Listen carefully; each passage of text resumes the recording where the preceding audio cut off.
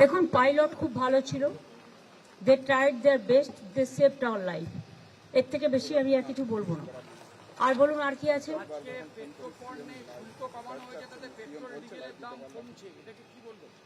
আগে তো কমুক, বাড়িয়েছে কত? বাড়িয়েছে 1000%।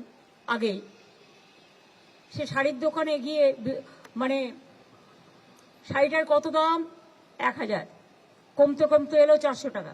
প্রথমেই তো 1000 টাকা বাড়িয়ে দিয়েছে, 1000%, 1000% বাড়িয়ে দিয়েছে। তারপরে এটা শুল্ক কমানো মানে কি দাম কমবে? শুল্কটা %? লোকে পাক, এটা আমি চাই, লোকের অসুবিধা যাতে না হয়। গ্যাসটা কি হলো? 25 দিন আগে লোকের রান্নাঘরটায় আগে তো রান্না করবে, খাবে।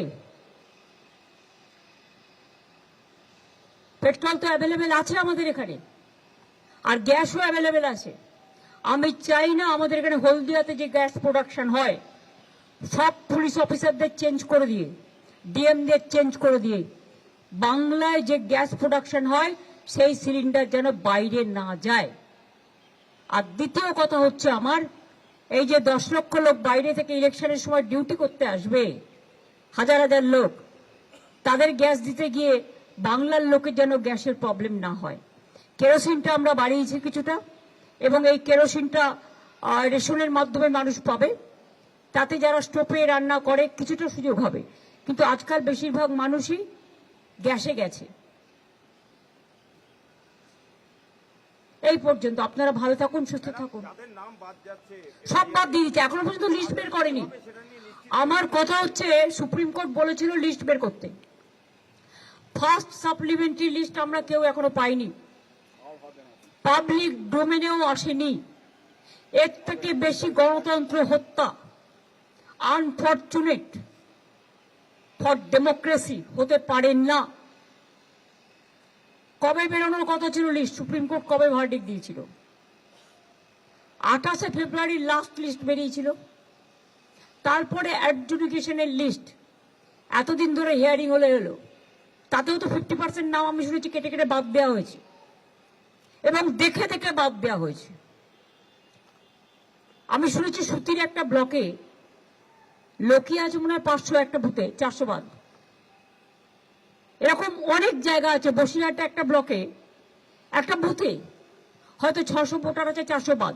এসব কে করেছে? কারা করেছে? একদিন না একদিন তো মানুষ কৈফিয়ত চাইবে।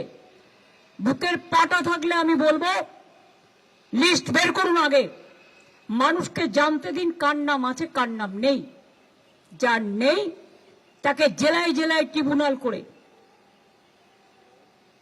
তাদের নাম তোলার ব্যবস্থা করে দিন। আমরা বিনা পয়সায় লয়ার দিয়ে সাহায্য করব, কিন্তু মানুষের গণতান্ত্রিক অধিকার কেড়ে নেওয়ার কোনো অধিকার কারও নেই। যা চলছে তা সুপার হিটলারকেও ছাড়িয়ে যাবে। হিটলার টিটলার ভুলে যান, টোটালটা বিজেপি ভ্যানিসিং ওয়াশিং মেশিন হয়ে গেছে। ডেমোক্রেসিটাকেই ভ্যানিশ করে দিচ্ছে, মানুষের অধিকারটাকেই ভ্যানিশ করে দিচ্ছে। এদের দেখে আমার ঘৃণা হয়, লজ্জা হয়। বাংলার প্রতিটা মানুষ এর জবাব দেবে। এক একটা পরিবারে একজনের ভোটের নাম আছে, 4 জনের নেই।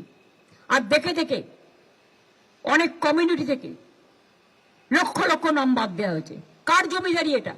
বিজেপির জমিদারি দেশটাকে বেঁচে দিয়ে লজ্জা করে না? মানুষের ভোটাধিকার কেড়ে নিয়ে ভোট করবে, আর ভ্যানিশ কুমারের নামে ওয়াশিং মেশিন চালাবে, আর সবকিছু লোক সহ্য করবে। বিদ্রোহ হবে, ধর্মের কল বাতাসে নড়ে। আজ রামনবমীর দিন বলে গেলাম।